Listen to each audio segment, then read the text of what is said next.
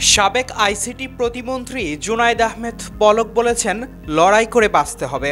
বঙ্গবন্ধু শিখিয়ে গেছে। মঙ্গলবার আন্তর্জাতিক অপরাধ ট্রাইব্যুনালের শুনানি শেষে সাংবাদিকদের উদ্দেশ্যে কথা বলেন তিনি। এদিন শুনানি শেষে প্রিজন ভ্যানে তোলার সময় এক গণমাধ্যম কর্মী সাবেক প্রতিমন্ত্রী জুনায়েদ আহমেদ পলককে উদ্দেশ্য করে বলেন, পলক ভাই, আজকে তো হরতাল।